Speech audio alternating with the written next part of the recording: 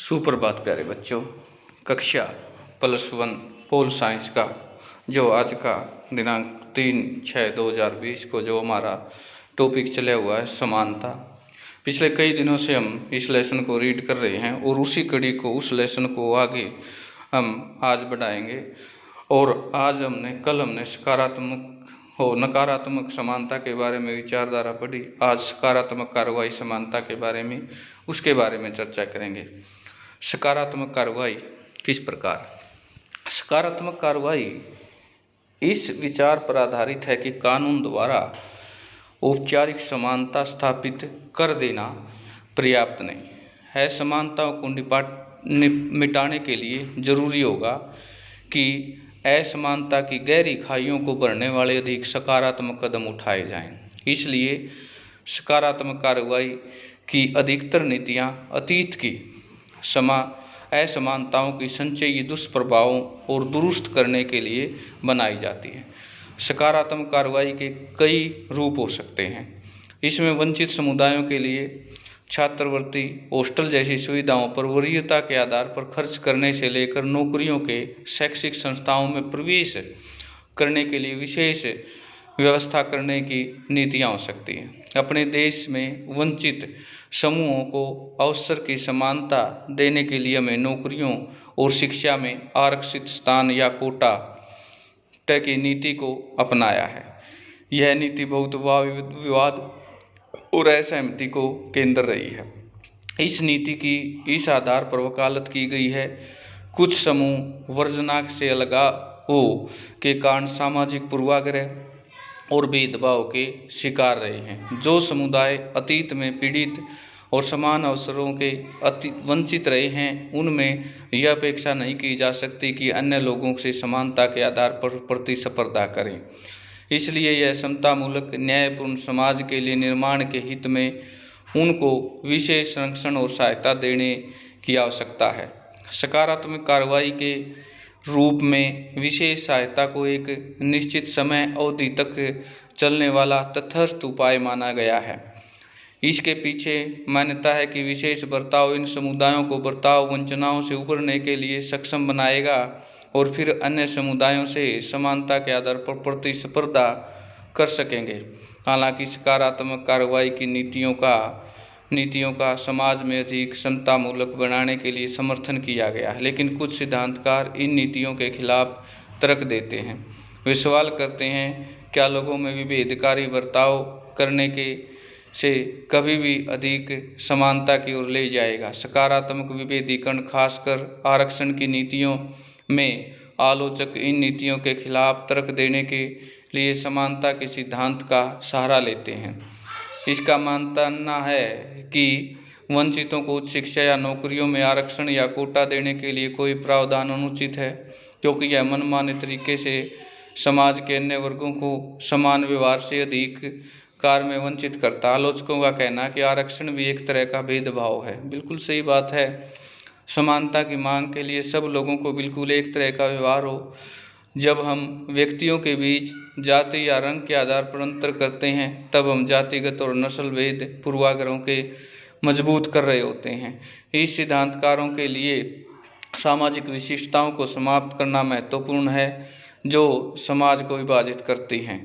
इस बहस की रोशनी में एक प्रासंगिक होना व्यक्ति के समान अधिकारों और राज्य के निर्देशक सिद्धांत के रूप में समानता के बीच फर्क किया जाए।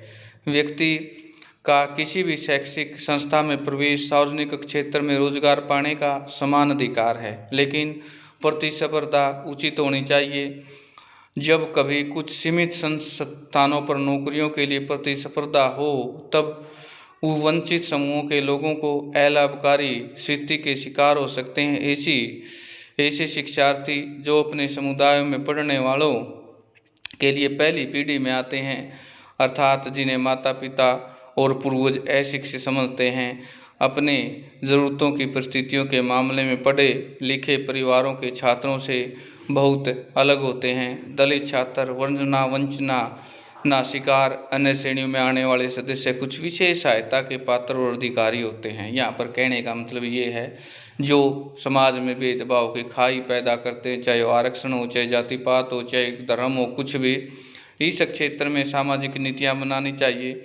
इन नीतियों से उन्हें अन्य लोगों के साथ प्रतिस्पर्धा करने का उचित अवसर मिल सकेगा। इस तथ्य यह है कि शिक्षा और स्वास्थ्य सुविधाओं के क्षेत्र में भारत में वंचित जनसंख्या के लिए जितना किया जाना चाहिए उसमें बहुत कम किया गया।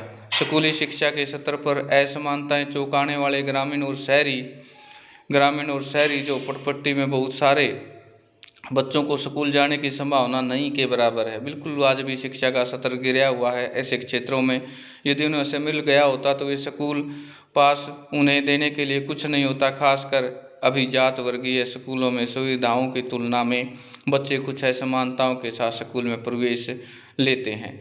वे असमानताएं उन्हें शीघ्र पीछा नहीं छोड़ती। योग्यता बढ़ाए जाने वाले व्यावसायिक पाठ्यक्रमों में प्रवेश में बाधाओं का सामना करते हैं, क्योंकि उनके पास विशेष कोचिंग के लिए जरूरी साधनों का अभाव होता है।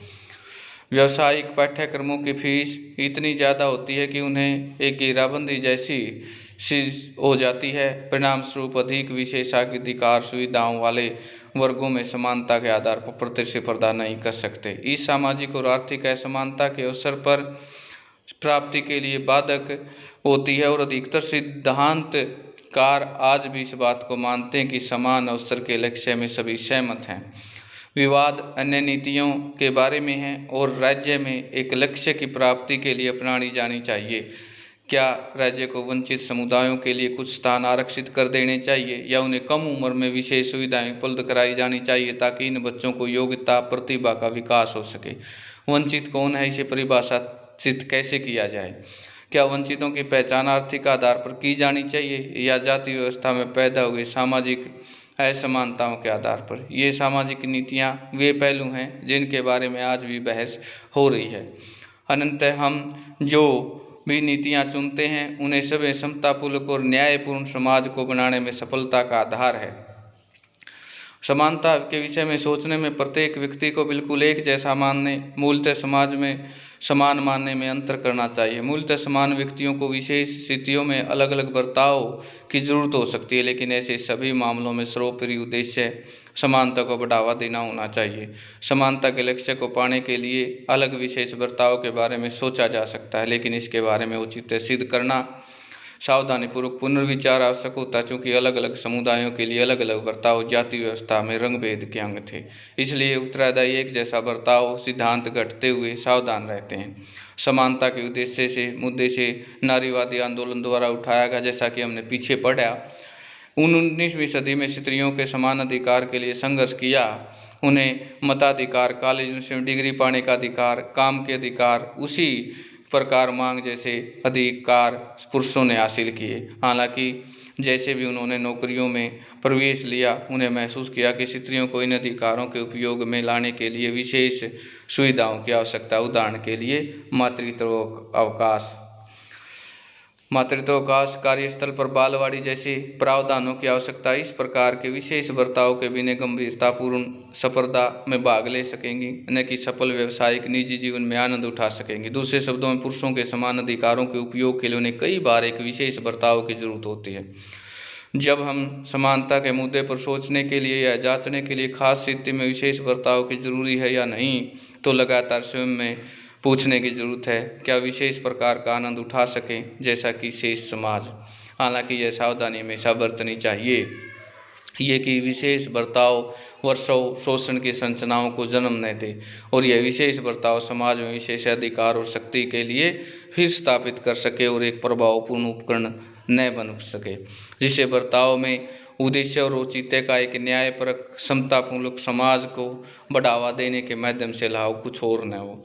प्यारे बच्चों, आज हमारा जो लेसन है समानता, ये कंप्लीट हो गया है और यहाँ पर जो इसके एनसीईआरटी के जो क्वेश्चन बनते हैं वो सभी आप सुंदर से नोटबुक में लिखेंगे, लर्न करेंगे और इससे पहले जितने भी हमने नोट्स लिखे हैं उनको भी याद करेंगे। और आज का नोट है सकारात्मक पहलू समानता के बारे में, इस पर भी सुंदर नोट लिखेंगे। और साथ के साथ एनसीईआरटी के जो क्वेश्चन दिए गए हैं, जो पिछले 3, 4, 5 दिन में हमने किए हैं, जिस बच्चे ने कंप्लीट नहीं किए उनको कंप्लीट कर लें, ये आवश्यक ज़रूरी है, इम्पोर्टेंट है परीक्षा की दृष्टि से इसे। और समानता के बारे में हमें वैसे भी पता होना चाहिए कि समाज में इक्वलिटी लाने के लिए हम किस कद तक क्या कदम उठा सकते हैं। तो आज के लिए इतना ही बस।